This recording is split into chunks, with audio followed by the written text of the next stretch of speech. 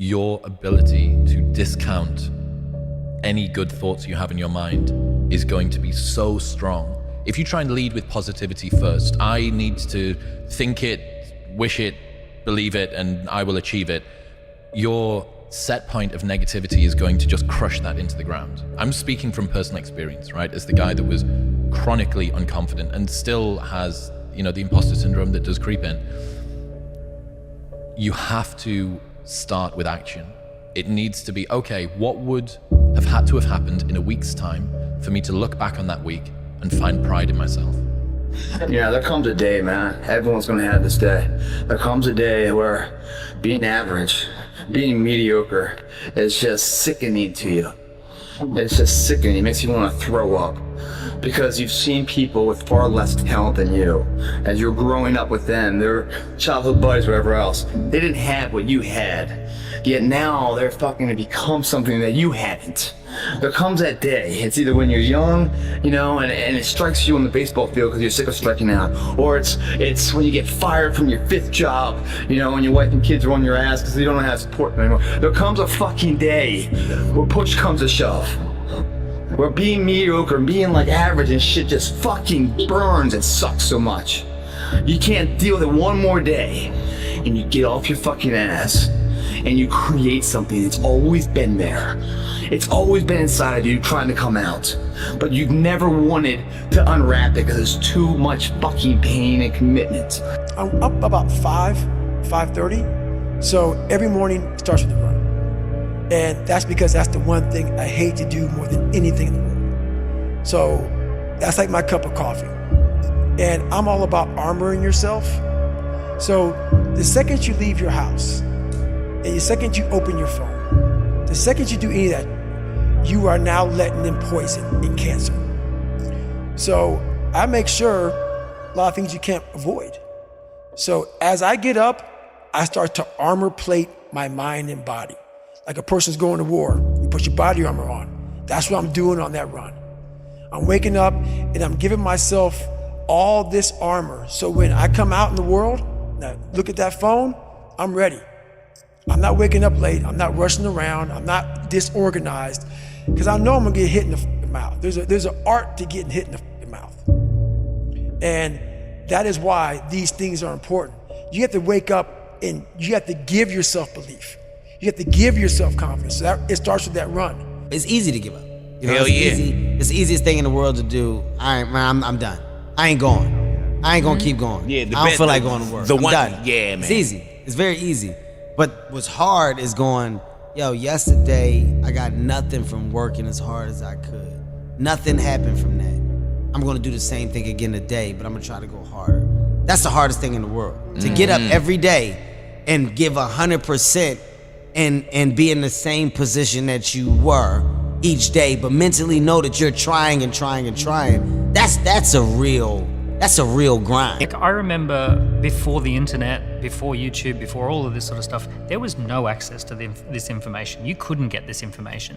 And now you can listen to podcasts, you can chat to ChatGPT. You don't even have to get in the room, and it's all on the internet. And it blows my mind because I remember a time before that.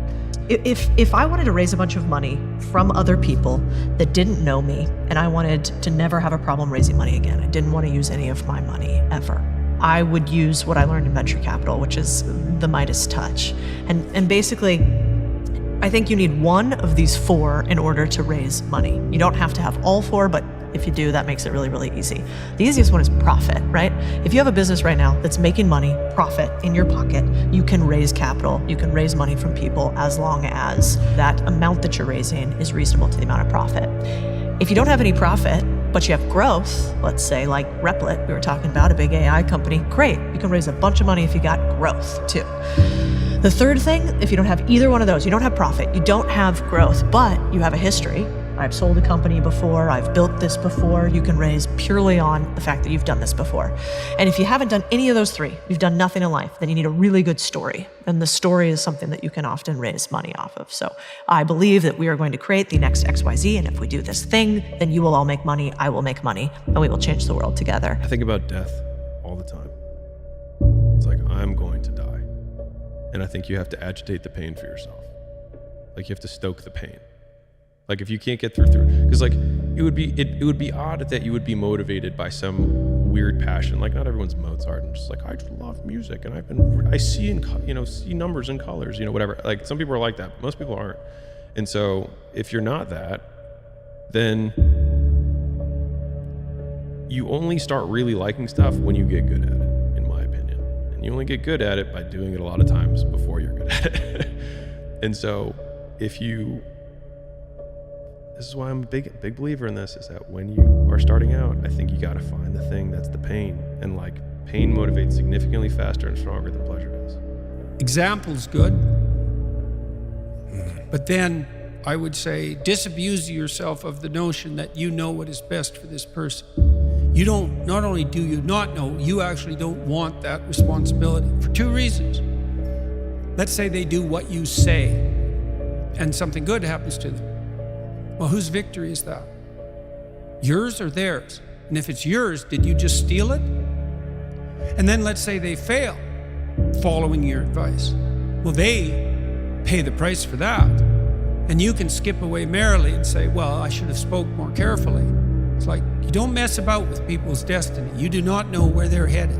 Now, having said that, you do what you're doing in this interview, in this podcast. You ask people questions, real questions, like, how are you feeling? Because I think there's so many variables here, but I'll just try and focus on the ones that a lot of people sell over the phone, and even via Zoom, it's harder to see body language as well, which nowadays I think a lot of selling happens in those two environments, even more than in person, even though that's where I came from, which I actually think is the best place to learn because you have to control every variable, and then you have far more leeway on the phone or on Zoom than you do in person. And so to that extent, there's basically 5 things you can control about how you talk. And so you have your speed of talking, like how fast you talk. You have your cadence. You have your enunciation, like do I pronounce every letter in the words that I'm saying? You have the volume that you speak at, because if I talk too low, like you on a phone, it doesn't really matter because they're just going to increase the volume. But if I lower what I'm saying right now, it sounds more important. In person, it's more important. Volume is more important in person. And so those first 3, I consider there's kind of a persuasive tone, which all 3 are constant. And the only point of those is to maximize comprehension. It's just that they can hear you, that they can understand what you're saying because you're talking at a speed that they can understand. Like I'm somebody who talks fast, and I have to pull back how fast I talk when I'm in like a selling situation. There's only 2 that I teach salespeople to try and actively control, which is going to be pauses to draw attention, and when do I raise my voice? Act like the person you want to become. That's not fake it till you make it, by the way. This is intentional. Intentionally act like the person you want to become. Because when you intentionally act like the person you want to become, your brain sees you taking those actions, so your brain starts to change the way it relates to you. So I started at 0 once, and then I've lost everything twice. And so I have done that 3 times now, starting from 0 without a reputation or money.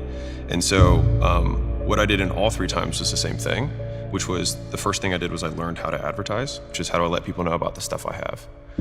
The second thing I did was that I went to people who had an existing business, and I said, hey, for as little money as possible, what would you do to fulfill your existing services? And then when I would then use the advertising that I had, so at the time it was Facebook ads, I would run ads, and then I would sell those leads into that business based on the predetermined price. And so let's say it's a chiropractor, or for me it was a gym. So I went to a gym owner, I said, what would you take for a member? And they said, we would actually take them if you can just bring them, you can keep the money. We just want the customer for free. And so I said, okay, well, the first 6 weeks of the time that they spend money with you is mine, and then after that, they're all yours. And they said, that's fair. And so then I just spent money and I sold into someone else's business, and I kept everything above the spread, which since the basis was 0, I kept all of the money and I had 0 cost of delivery. So literally it was just cash collected minus CAC, all of that was profit. And so when I started over from 0, the 3rd time, I was able to make $100,000 in the first month when I needed it.